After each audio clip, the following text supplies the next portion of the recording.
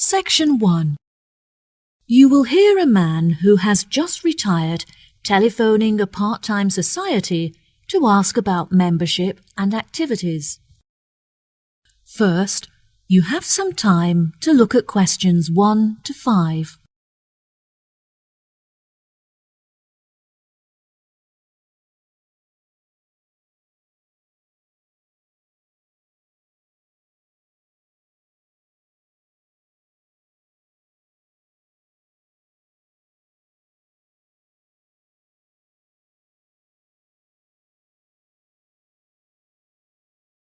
You will see there is an example that has been done for you.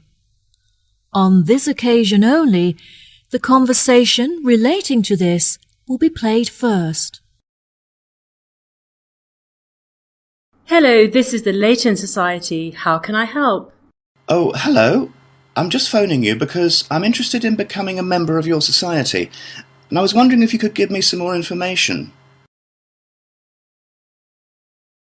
The name of the society is Leighton, so Leighton has been written in the space. Now we shall begin. You should answer the questions as you listen, because you will not hear the recording a second time. Listen carefully and answer questions 1 to 5. Hello, this is the Leighton Society. How can I help? Oh, hello. I'm just phoning you because I'm interested in becoming a member of your society, and I was wondering if you could give me some more information. Of course. What would you like to know? Well, first of all, I'd like to know where you hold the club meetings, as I'm not very mobile anymore, and I'm looking for somewhere that's within walking distance of my house. Are you still down at the old boathouse? No, we moved away from there a while ago. Meetings are now held at the clubhouse. Oh, brilliant. That's only 5 minutes from me. Do you require members to have any skills or experience? No, there is no experience required. We have plenty of female singers and actresses, but we don't have many men who can play the male roles. We are looking to resolve this, and are especially interested in recruiting male actors and singers. I've never sung professionally, but I'm very keen on it, and I've been told that I'm talented, so I think this would be a good fit. Do you organise coaches to transport members to practice at the theatre? Unfortunately, the club does not have sufficient funds to organise transportation, though this is something we are working towards.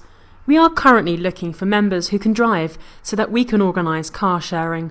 Members who are able to shuttle people in their cars will obviously be compensated for their petrol usage. I don't drive, but I'd be happy to contribute some money in order to use the shuttle services. Yes, that is no problem. Are you aware of when the meetings take place? No, I couldn't find the meeting times on your website. We hold meetings from 6 to 8 p.m. every Tuesday. Ah, that's lucky. I go to a debating club every Wednesday, so I'm glad that it's on a different night so I can attend both. Do you operate year-round? We used to close during December for the Christmas period, but we found that a lot of members wanted to continue their practices during this time. We operate for most of the year, but we do, however, close for August because the weather gets so hot that we are unable to practice comfortably.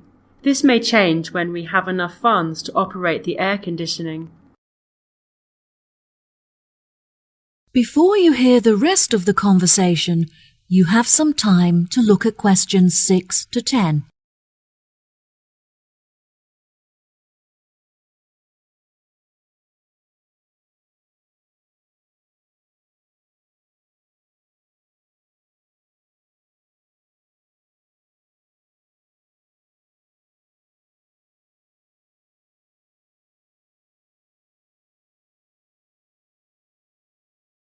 Now listen and answer questions 6 to 10.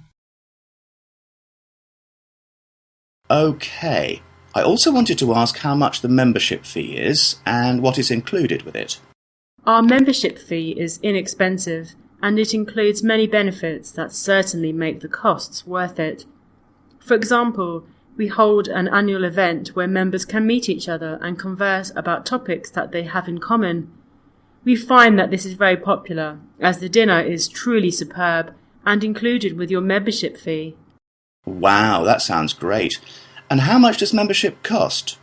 We have a couple of membership rates depending on your age and situation.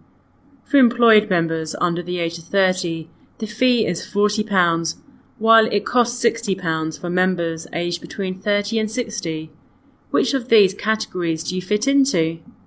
Oh, I don't fit into either of those. I'm 65 years old and retired, so I'm no longer employed. That's no problem at all. You qualify for the lowest price membership fee of £25, which applies to those who are either unemployed or retired. Wow, that's really affordable. I was thinking of bringing my grandson along to some of the practices, so what would the membership cost for him? He's 14. I'm afraid that the club is for adults only. That is to say, we don't allow members who are aged 16 and under. He is welcome to join in 2 years' time, though. Ah, that's a shame. I guess I can wait and buy him a membership for his birthday present. Yes, what a good idea.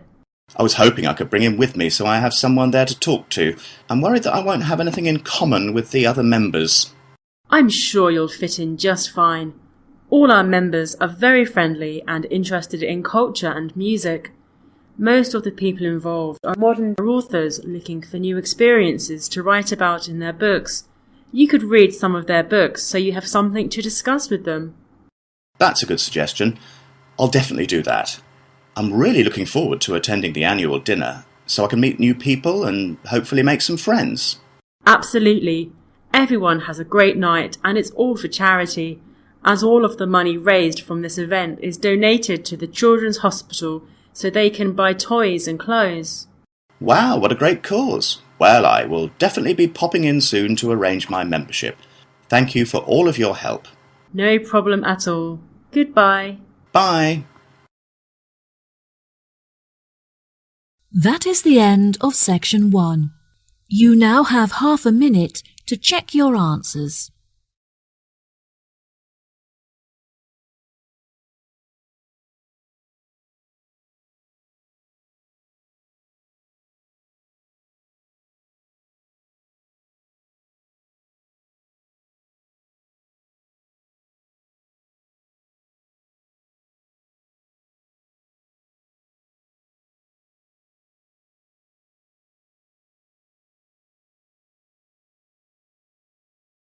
Now turn to section 2.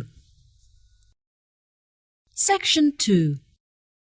You will hear a part of a talk given by a director of a train station. First, you have some time to look at questions 11 to 14.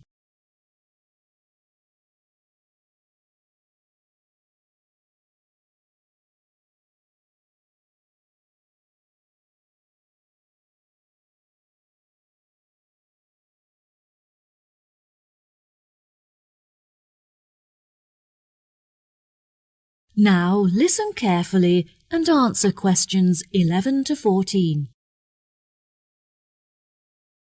Hello, and thank you for attending this meeting.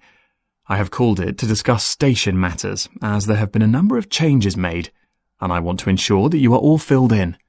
Well, as I'm sure you will all have heard, there are plans underway to make some alterations to the station complex.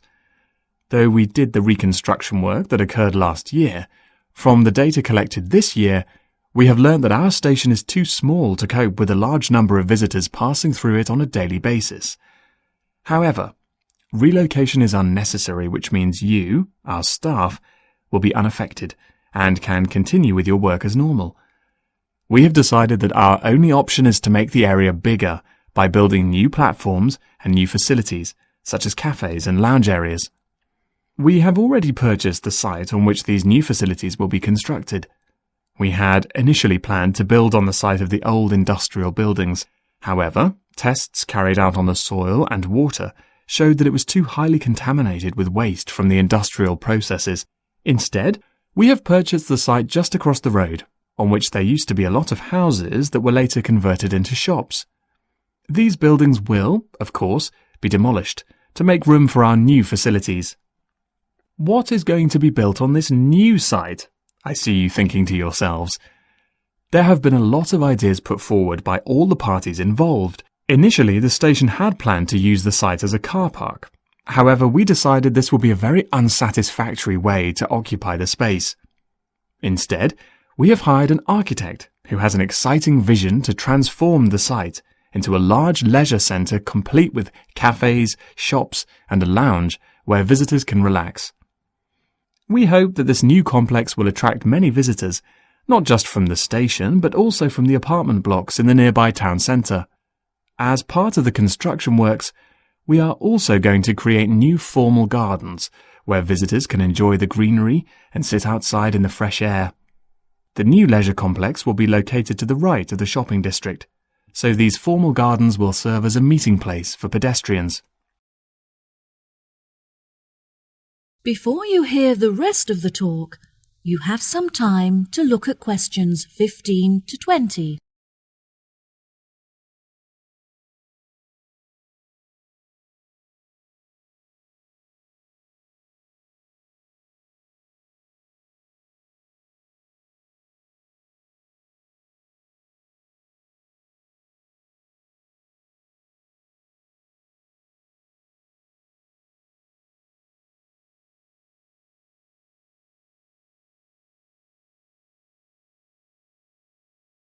Now listen and answer questions 15 to 20. Now, I'm delighted to be able to introduce you all to the plans for our new complex, so if you could please focus your attention on the maps in front of you. We will start at the main entrance and make our way towards the cafe, which is located behind the wall that we can see directly in front of us, just next to the rear entrance. In this position, the cafe is obscured from the entrances, which will keep the space warm and also create an intimate atmosphere. Once visitors arrive at our station, they often need further transport in order to reach their homes. Therefore, we have introduced a taxi rank with its own waiting area. In order to reach these facilities, the visitors must simply leave the complex via the rear entrance and turn left. Visitors who have travelled to the station by car can leave it in the car park for a small fee, which is located just outside of the rear entrance to the right. At present, our station does not have an internal seating area for passengers, so they are forced to wait for their trains outside on the platforms, which can be particularly unpleasant during the winter. We have, therefore, decided to introduce a passenger waiting area inside the new complex to the right of the rear entrance, with comfortable seating where passengers can pass the time comfortably in the warmth. As this space is a distance away from the station, we have also proposed a waiting area for wheelchair users that is closer.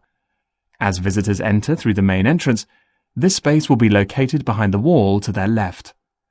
Finally, we have also decided that it would be a great idea to introduce a new tourist office, where visitors can get maps and information on our wonderful town. We want this new office to be easily accessible, so visitors entering through the main entrance will find it directly to their right. Now, I think that's all I have to tell you. Please feel free to ask any questions if you would like to know anything else. That is the end of section 2. You now have half a minute to check your answers.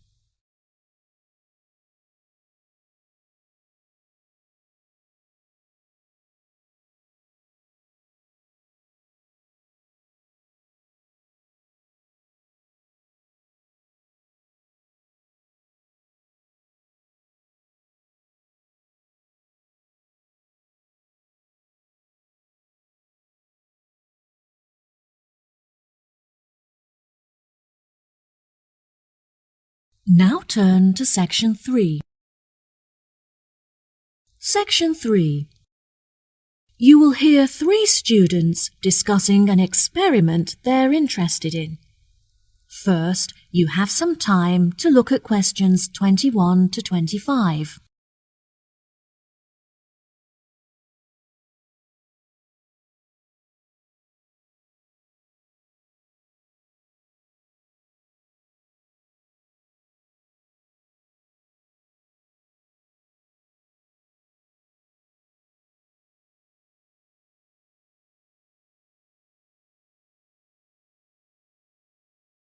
Now listen carefully and answer questions 21 to 25. Oh, hi Jen and Irene. Are you two heading to class? Hey, Bill. Yes, we're just walking there now. We're a little bit early, but we wanted to prepare our apparatus for the experiment. Do you want to walk with us? Yes, sure. It'll be good to catch up. How is everything going with your experiment? Have you decided what your test subject is yet? It's going really well, and we're conducting the test as laboratory partners. We've decided to test the effects of gravitational force on a series of objects with different densities. It's interesting, but it's a lot of work. I've been planning the experiment for the last 2 weeks, and I only finished yesterday. Gosh, Irene, I'm really impressed by how hard-working you are. I enjoy chemistry so much that it doesn't feel like work. Whenever I have some free time at the weekend, I spend it in the laboratory working on it. It almost feels like a second home to me. How about you, Bill? Who is your laboratory partner? The tutor partnered me with Kim. At first I was worried because I've never worked with him before, and I was worried that he wouldn't be very good at laboratory work. But actually, he's very capable. I've noticed that he's always very well dressed. Yes, he's very stylish, and we share the same tastes in clothes. That doesn't stop him from getting his hands dirty, though. He's a very hard worker and makes a significant contribution, which I'm really grateful for. It's good that you get on well with your partner. It makes the experiment so much more enjoyable when you work well together. What do you think of the other people in our group? A lot of the boys are really good at maths, which is really helpful with all the calculations we have to do. Irene is good at maths as well, which makes her contribution really useful because she can do all the equations. I take care of all the writing because Irene finds that difficult. We'd probably fail without each other's help. That's true. I'm so glad that we're nearly finished. Only because you finished the data analysis. Oh, Jen, you give me too much credit. I'm so glad that I didn't get partnered with Linda again. Jen and I were grouped with her for our last experiment, and it was a nightmare. Yes, she always submitted her work on time for the group work, but she never had her phone on her, so it was impossible for anyone to keep in touch with her and vice versa.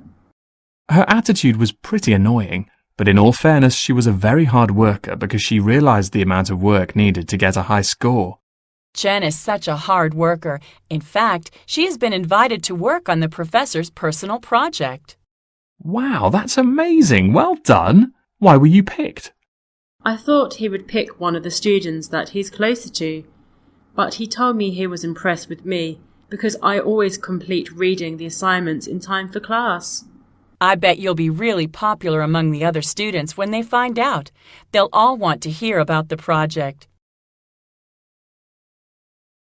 Before you hear the rest of the conversation, you have some time to look at questions 26 to 30.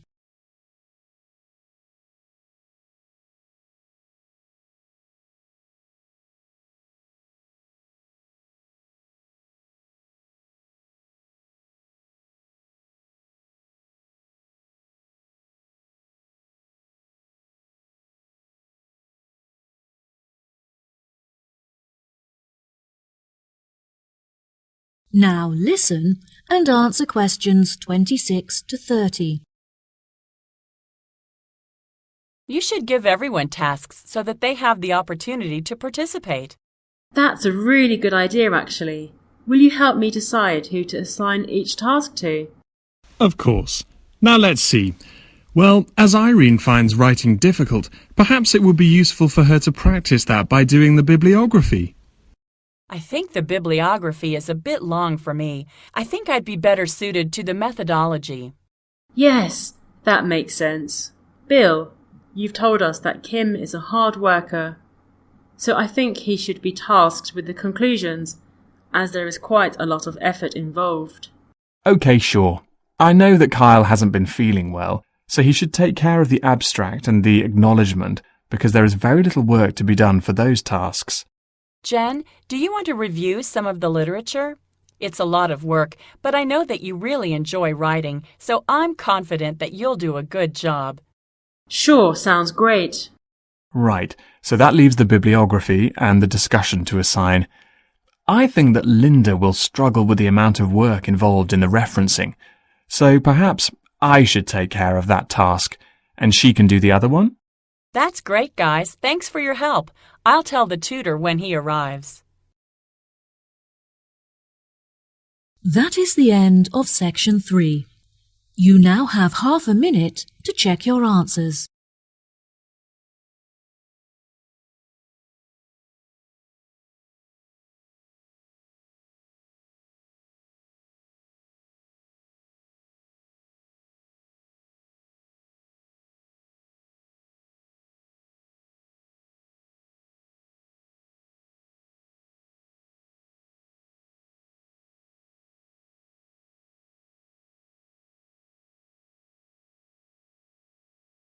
Now turn to section 4.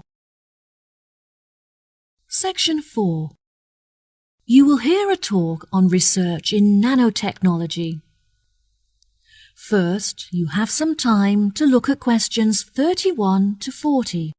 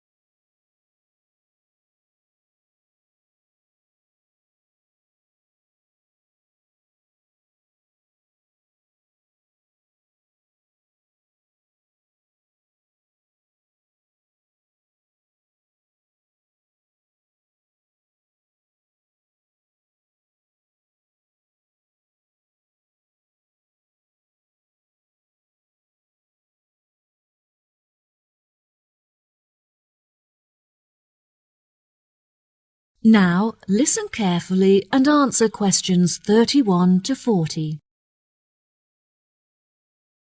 Good morning, everyone. Welcome to the second lecture in our series on modern technology. Today I'll be discussing the recent developments in nanotechnology in addition to its applications in a number of environments, such as domestic and medical. First of all, I'd like to begin with a short explanation of what nanotechnology is. It is the manipulation of matter on an atomic, molecular, and supramolecular scale. Because of its limitless applications and uses, the government has invested billions of dollars into the research and development of nanotechnology in order to explore its potential. It is only recently that we have been able to engage in the development of nanotechnology, since the particles are so minuscule that a new type of microscope had to be invented to enable us to see them. Many of you may not realize that we all use nanotechnology in our homes as a part of our daily lives. For example, a new dietary supplement uses nanotechnology in order to help our body to absorb iron from our diet more efficiently, which can help to prevent anemia. This technology also makes it easier and cheaper for factories to produce foods such as chocolates, as the nanomolecules help the food to meet our recommended daily intake of certain vitamins and minerals. This may sound odd, but in fact it just means that the food is healthier and cheaper and has increased flavour. Another application for nanotechnology is in the agriculture industry. In the past, farmers have been using many artificial chemicals to fertilise the soil, which is extremely bad for the planet, as it contaminates the water that we drink. By using nanotechnology, scientists have been able to develop a spray which increases the efficiency of fertilizers that occur naturally in the soil. This means that a lot more food can now be produced per square hectare, making it cheaper and more efficient to grow without harming the planet. One of the industries upon which nanotechnology has had the biggest impact is the production of pharmaceuticals. One of the most commonly occurring illnesses is food poisoning, as many foods have naturally occurring contaminants that can be harmful if eaten without being thoroughly cooked. Nanotechnology makes it possible for us to sterilize the food and make it safe to eat by killing these bacteria. A major success in the use of nanotechnology in the medical field is in the treatment of cancer. Researchers have found that they can attach medicine to nanoparticles, which are then injected into the body and enable the therapeutic drugs to be absorbed into the veins. These drugs then travel throughout the blood system and target cancerous tumours. Scientists have also discovered that certain metals contain nanoparticles that have antibacterial qualities with the ability to destroy over 650 types of bacteria. These metals are used, for example, on fridges to prevent the growth of bacteria. They can even be woven into materials to create clothing that is self-cleaning and has an attractive metallic appearance. The most popular of these materials contains silver, which naturally has the strongest antibacterial qualities. These clothes have a special tag on them to show that they use nanotechnology, so keep a lookout for them next time you go shopping. Another observation made by some researchers showed that certain types of nanoparticles called splifferines can destroy fat tissues and therefore stimulate fat loss without the need for dieting or exercise. They are currently developing a supplement that can be ingested in order to help dieters with their weight loss programs. It is predicted that these supplements will be on the market by 2020. I would like to finish today's lecture with a final example of a domestic application for nanotechnology: cosmetics. Nanoparticles are used in many makeups and body lotions, but they have the greatest effect in sun cream. Ultraviolet rays given off by the sun are a serious cause of skin cancer, but the nanoparticles in sun cream protect the skin against the sun by blocking the ultraviolet radiation from entering the body. This is why you must always wear suntan lotion on the beach. Now, I'd be happy to answer any questions you may have. That is the end of section 4. You now have half a minute to check your answers.